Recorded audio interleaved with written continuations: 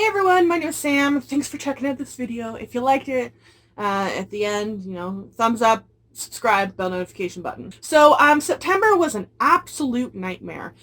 Oh, and now Sherlock wants extra love and attention. Hi. Hello. Okay. Thank you. Yeah, anyways, September was an absolute hot mess in terms of releases. It was like Armageddon. Since I still didn't get everything I wanted that came out. I kind of tried to limit myself with Christmas coming up, and just being conscious of I have student loans and rent. These are the books that I accumulated this month. Hello.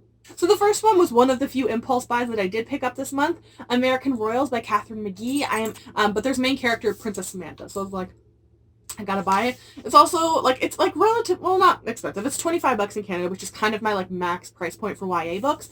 But I went for it because the cover is really, really pretty. It's actually designed and not a stock photo. The back is really pretty too. I love the end pages, which are gold and white. And then the under jacket there's a crown impressed in there. And then there's red, white, and blue, white, and red all the way around. So they tied in the design on the outside and the inside, and hopefully with the contents within too. I also finally got my pre-order copy of Wild Savage Stars by Christina Perez. This is the sequel to Sweet Black Waves, which is a Christina Isolde retelling. I read the arc of this and just absolutely loved it. This series is so underhyped. It's really good writing. I wish they had done audiobooks for this series because some of the names, they're very Viking Celtic-y. So not all of them are pronounceable for, I guess, the Western world. I was debating picking this up, or waiting for it to go up on some book outlet, but my store actually had a couple copies in, so I grabbed it when I did see it. But my big thing was it has deckled edges. I love deckled edges, especially on historical fictions. I feel like that should be the status quo. If you are releasing a historical fiction, honestly a fantasy really too, but historical fiction, you are required to use deckled edges. But I think my big issue is that I know Marvel has money, okay, and they're trying to make big money off of this series because DC Icons did well. They did a really sloppy job, I think, on the under jacket. Maybe I just got a kind of defective-ish copy, but they should have foiled all of this. They painted it and a bunch of it leaked outside of the embossed or the imprinted, and it looks just really sloppy, especially considering it's Marvel. It's not a smaller indie publisher that doesn't have the money to do that, so that was kind of disappointing. I also picked up a paperback copy of The Women's War by Jenna Glass. I borrowed a physical copy, the hardcover from the library. I read it via audiobook, and then I had to return it. I loved this book so much, and then I saw that they did a cover change from the hardcover to the paperback, and this is the cover that they're doing for the sequel. I love the new covers, actually. The old ones aren't bad, they're just very simple, and I feel like this does it more eye-catching. Even just the colors, the red and the dark, red and dark, and showing the female figures on there rather than just a hand with the globe kind of thing. And the sequel cover is purple. Purple is my favorite color. That's what we're doing next with the hair color, is purple, just FYI foreshadowing. So I'm really excited about that, and I just had to own a copy because I loved it. I also got my pre-order copy with a little bit of struggling from Indigo because for some reason they're not shipping pre-orders. I don't know what's going on with them. So this is the fourth and sadly final book in the Stalking Jack the Ripper series. Either way, I hope it's really good. I believe it's supposed to be at H.H. Holmes. And then I'm just going to sit and wait for Carrie's next series. I think she sold one about witches and vampires in Italy, I want to say, witches and vampires, well, witches never left. Vampires are coming back. Vampires are coming back. Be ready for it. I'm telling you. With Jay Kristoff and Renee Addier's new book, even though I think I heard from a lot of people that there's really not many vampires in the first book, at least anyways. But that, and then Jay Kristoff has a whole new series about vampires. They're coming back. They're making a comeback. I have every faith in that.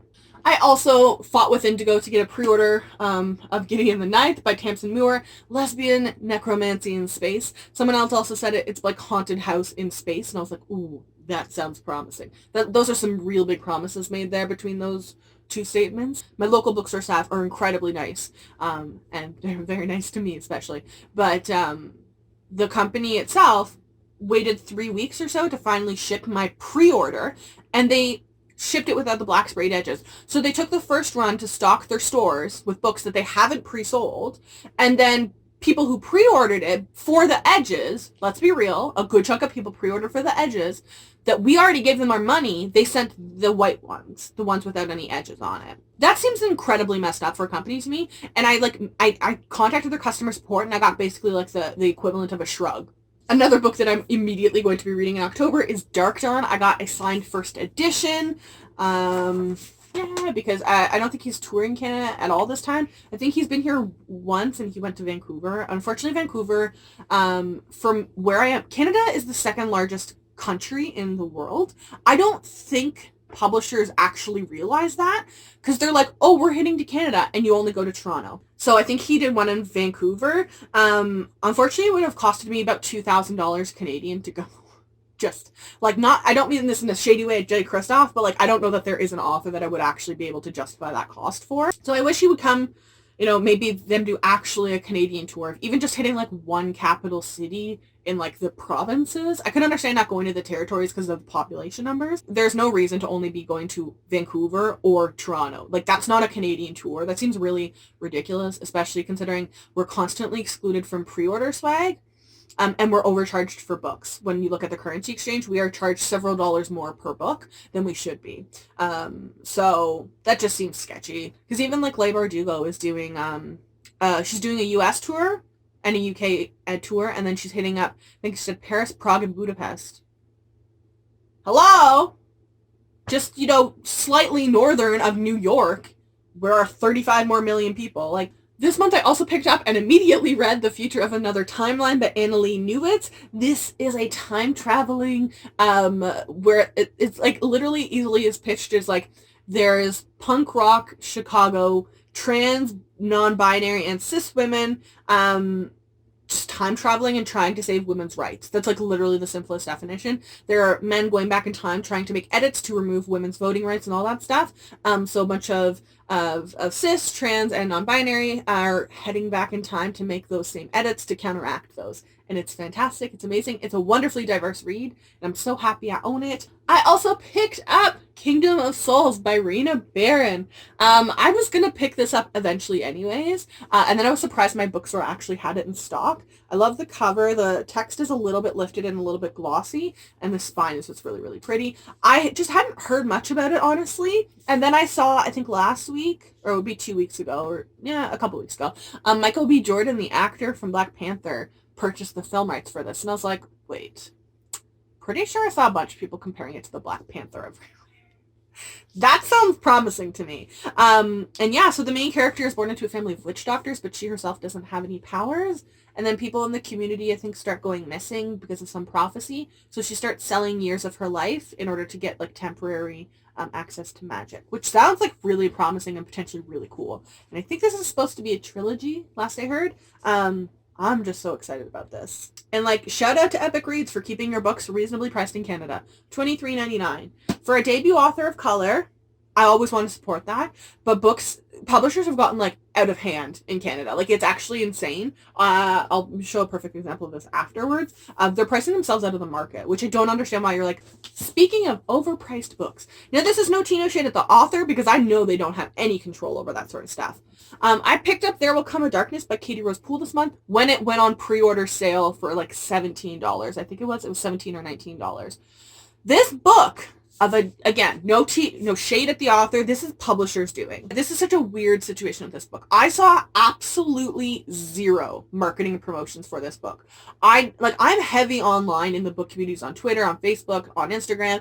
I didn't see a single trailer, arcs floating around, none of that stuff. I talked to a few people who worked at Barnes & Noble who were like, oh yeah, I got an arc, and that was like literally like what I heard about it.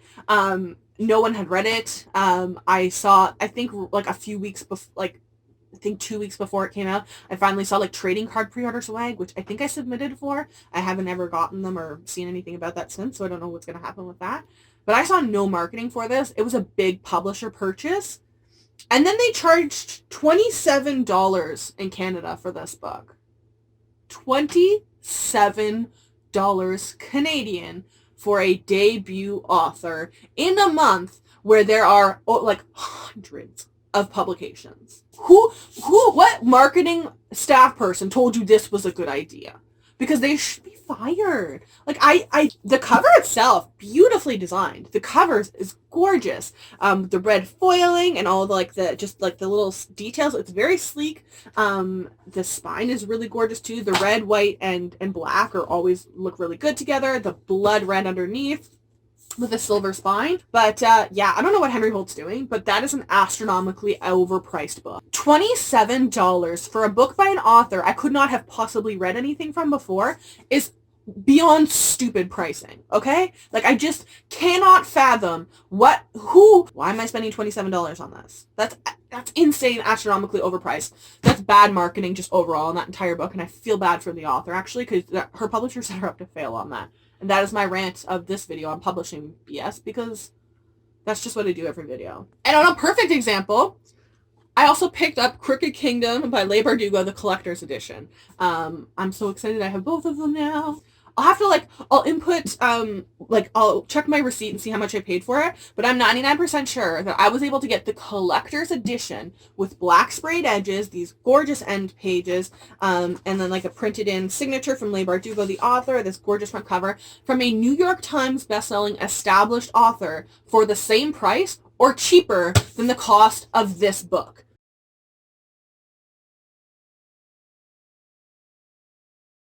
This, however, is gorgeous. It's going right on my bookshelf up top there beside my Six of Crows collector's edition. I also picked up, because it was Indigo's teen read of the month, so it was down to $15 this month, Serpent and Dove by Shelby Mahurin. The cover is so beautiful. These are just slightly details lifted a little bit. The spine is actually really pretty too. I actually really like the spine. And look at you, Harper Teen Epic Reads, keeping it reasonably priced at $23.99 instead of $27. I'm just excited about this. I've heard nothing but amazingly positive reviews from people who have read the ARCs and the finished copies. A witch and a witch hunter bound in holy matrimony. There's only one way that story could end, a stake in a match. That sounds like Thanksgiving dinners would be absolutely amazing. A witch and a witch hunter. I want to know, I'm sure it's in here, how they end up in that situation of a witch and a witch hunter getting married. But, that sounds amazing. And I'm so excited to read this in October. Beyond.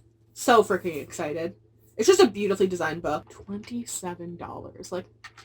I'm sorry, but, I don't even think I paid $27 for any of my BTS albums. Or if I did, it was, just a little bit above. And, that's BTS.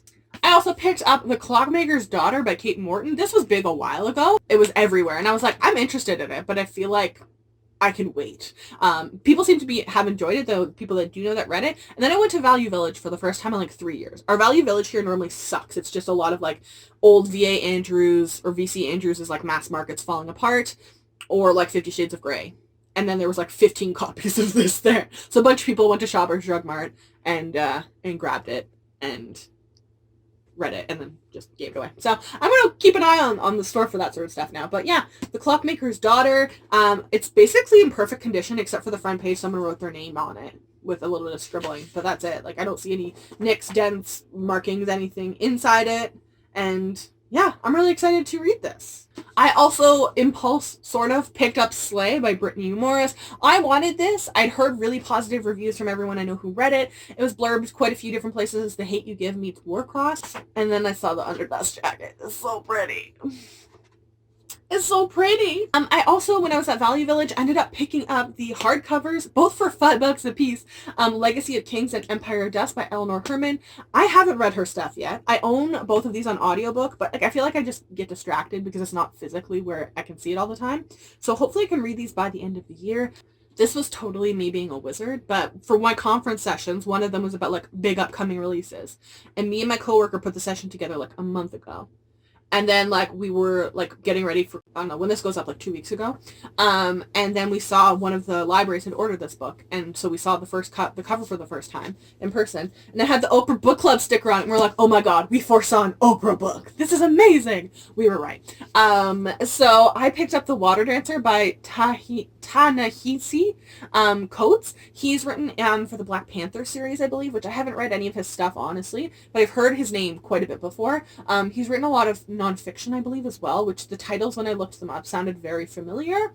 and then Between the World and Save Me. So he's not a debut author by any means, but this is a Black-owned voices magical realism book about slavery. I really love this cover in total, but I really love the text. It's actually indented rather than lifted, which I feel like a lot of publishers just do lifted. It's easier, but they indented it and then put the white in there. It's beautifully, really pristinely designed. I also picked up and immediately read A Treason of Thorns by Laura Weymouth. She is the author of The Light Between Worlds, which was just one of the best books I've read in a really, really long time. It's another her other one was more of a historical fiction with fantasy leanings. This is more of a fantasy with historical leanings, if you know what I mean. A house left unchecked will lead to ruin, but I will not let it ruin me. Also, beautiful Deckled Edges. This is a book that absolutely, with a historical and fantasy, you needed Deckled Edges for this. It's just absolutely beautiful. And even the underdust jacket being this like darker smoky gray with the silver and like a font, it's beautiful. I also picked up Know My Name by Chanel Miller. She was the victim of convicted rapist Brock Turner on the Stanford case. So during the actual case, she was known as Emily Doe, and I can't imagine anyone hasn't heard the victim statement that she released in anonymity. I remember Joe Biden at the time saying something like, "We failed you as a system, and I'm so sorry." Yeah, I want to know her name more now instead of convicted rapist Brock Turner. I want to know her and her story and how she's surviving now and being this amazing person in society, and how everything that she went through has caused this ripple effect about sexual assault on campuses and the hiding and the privilege that we give to boys like convicted rapist Brock Turner. She's someone I want to support. I think this is a book that even if you aren't going to read it because of the content, I feel like it's a good book to buy, even in that situation, just to support her so we learn more about Chanel Miller instead of convicted rapist Brock Turner. I also picked up at Value Village a copy of Hess of Furies by Madeleine Roux. My friend Melanie really enjoyed the series. She was upset with the mid-series cover change. Fair enough, for sure. So this is the old cover. I think the third and final book of the series just came out. But I really like this cover, actually. It's not a genre I normally read in, though, so I was like, I'd rather get like a secondhand copy and like just make sure I don't spend money on a thing that I don't end up totally loving. I really like the underdust jacket too. It's got the eye and then the spine. It's really, really well designed like that. I just know that there's a main character who is like, she flees a brutal boarding school in England, and then she's offered an employment at a boarding house. So she thinks like, huzzah, like awesome, I've saved, I can do it. And then she shows up at Cold Thistle House and she realizes the owner, Mr. Morningside, is like inflicting his own form of punishment on people that he thinks are like beyond saving.